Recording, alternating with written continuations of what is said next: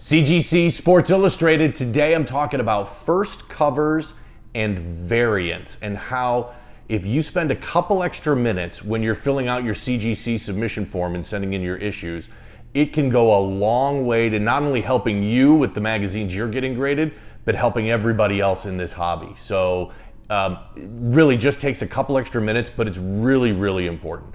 My name's Jim. If you like these videos here on YouTube, do me a favor and subscribe. Hit that subscribe button here on YouTube. Follow me on social media. I'm on Twitter and Instagram and TikTok, CGC Sports Illustrated. Download my podcast. Again, wherever you get podcasts, just search CGC Sports Illustrated. It's the same thing for my eBay store and everywhere else. So we all love first covers, and that's well known. It's just like sports cards. You want that Mantle rookie or that Jordan rookie. Very similar with comic books. We're looking for the first cover of, Wolverine on Hulk 181 or whatever. But there's another thing that's going on too, and that is variants. So variants are well known in the comic book hobby, not so much in sports cards. And Sports Illustrated started doing this about 20, 25, 30 years ago, where they would release different covers to different regions of the country. And I'll show you some examples of that in a little bit.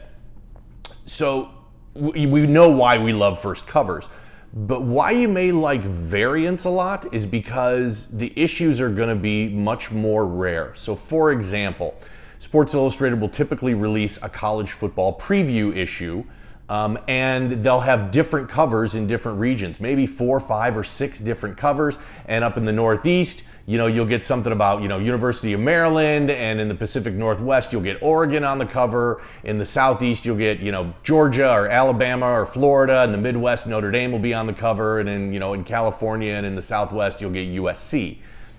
They still produce the same number of issues, and, it's best estimated that Sports Illustrated produces about 50,000 copies, newsstand copies, of every single issue.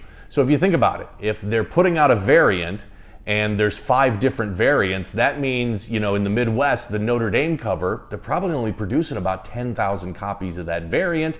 In the Southeast, they're only producing 10,000 copies of the one with Georgia on the cover, or Florida on the cover. So variants are much more rare than a normal issue. Why is this important? Well, it's important because in collecting, that's what we're all about. We want things that are rare and not very common. But as it relates to you submitting your issues to CGC and filling out that CGC submission form, there's a couple of steps that you can take to identify those issues as either a first cover or a variant. And it makes a little bit of sense. So let's go back to this, and I talk about this a lot recently. Graded magazines and graded sports magazines, really kind of a mix between sports cards and comic books. Now remember, CGC, who does our grading, that's a comic book company. The website is cgccomics.com. Comics is 99% of everything they do. From what I've been told from people that are very familiar with the grading process at CGC, they don't have separate graders for magazines. Makes sense. Sports Illustrated magazines is this tiny little piece of their business. 99% of their business is comic books. So again, this is what I've heard. I haven't confirmed it with CGC. I've asked, they haven't gotten back to me. It's likely that comic book graders are grading our magazines. And I'm totally cool with that. Those guys are awesome. They've been grading comic books for over 20 years. They're really, really good. But it also means that they're experts in comic books and not necessarily Sports Illustrated. So it's entirely possible that those of us submitting our Sports Illustrated issues to CGC for grading probably have a lot more knowledge about those issues than the graders themselves. So when you've got a first cover, and I'll show you some examples in a minute here. We'll go to, I'll pull up the CGC website and show you what I'm talking about. But when you submit a first cover or a variant, what you want to do is do some research. I do this research before every single magazine I submit. Is this a first cover? I go to the CGC census and I pull that issue up and I see if in the notes it's labeled as the first cover. If it's not, great. Now I've got an opportunity to be able to change what the label on the slab says and get an update in the CGC census. So for example, and I'll show you this example, Roger Clemens' first Sports Illustrated cover from 1986. We all know it's his first Sports Illustrated cover. He's in his Red Sox uniform. if you pull that specific issue up in the CGC census, it just says Roger Clemens cover. It does not say first Roger Clemens cover or Roger Clemens first appearance on the cover. If you see that, for example, in this specific issue, you've got an opportunity to let those graders and let CGC know, hey, this is a first cover, and I want that labeled as a first cover on the slab, and I'd like you to update the CGC census so that everybody else knows it's a first cover. The same thing with a variant, and I'll show you some variants. The examples I'm going to use here in a minute are the Yankees and Mets in the Subway Series from 2000. Sports Illustrated produced two separate New York only variants, one with Jeter on the cover and one with Mike Piazza on the cover. They were only distributed in the New York City metro area. Everybody else in the country got a completely different Sports Illustrated that week. But in New York, you got one of these two covers, either Piazza or Jeter on the cover. Now, the good news is in the CGC census, those specific issues do have their variants broken out. But if they weren't, it's another opportunity for you to sit here and let CGC know, hey, this is the New York Yankees variant, and this should be listed separately. And what that does, and I'll show you some examples too where they haven't broken out the variants. So for example, if I've got that college sports preview and they've done 5 different regional covers around the country, and I love my guys from USC and I got that one graded, there's no way to differentiate if my 9.8 USC cover is different from the 9.8 cover from the University of Oregon. They all get lumped together.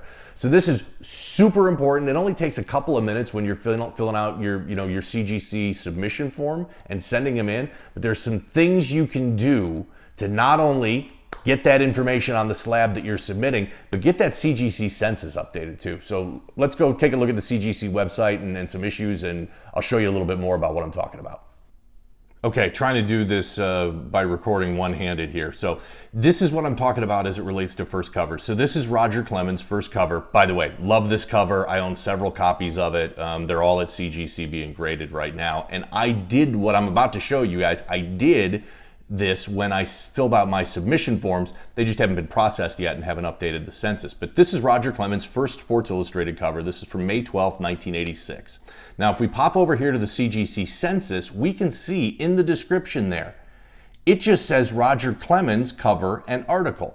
No notation about how this is Roger Clemens' first Sports Illustrated cover, and we all want that in there. If you're submitting this, you want that on your slab, you want that, on the label on the slab, and you certainly want everybody else that looks at the CGC census to know that this is his first cover as well, because that's super important. Makes it way more collectible. So let's pop over to the form now. So if you've submitted issues, you know what this is. This is the submission form on the CGC website. So if you're submitting a first cover and you're certain and you know it's their first appearance on a cover, but it's not labeled that way in the census, I've got all the information filled out for this. This is the issue number and that's the date. This is where you can request that information being added. It says variant. So what you'll want to write in there is something like first Roger Clemens cover or Roger Clemens first cover and appearance or something along those lines. And I've emailed and talked with CGC about this, and these are the proper procedures. So the first step is you want to include that on your submission form, right where it says variant. So you type in first Roger Clemens cover, first Roger Clemens appearance. But CGC also asks that you put a Post-it note on the bag of the magazine that you're submitting and put something on there as well that says, hey, first Roger Clemens cover, please include on slab label and update CGC census. In addition to that, they want you to also put on there that they want you to put that information on the packing list. You're always supposed to put your packing list in with your magazines when you submit them to CGC. They want you to handwrite a little note. There's a ton of white space at the bottom on the packing list that says, again, first Roger Clemens cover, please include on slab label and update CGC census. So not only are you going to get that information on your slab when you get it graded, but they're going to update the census so the rest of us in this hobby can all have that information and it's a lot more clear. You'd be shocked at how many first covers are not noted in the CGC census. Tons of them. I mean, Roger Clemens is a huge superstar.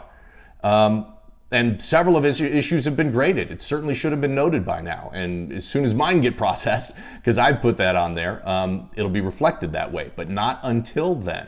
So this is, again, takes you a couple of minutes to do your research and fill out that variant box right there, but really, really important. Again, not only for you, because you want that information on the label slab, the label that's in the slab, but really important for them to change the census as well so everybody else in the hobby gets this information. Okay, now I'm going to show you what it looks like when this isn't done correctly. So this is Michael Jordan's first cover. We all know this, one of the most iconic Sports Illustrated issues ever.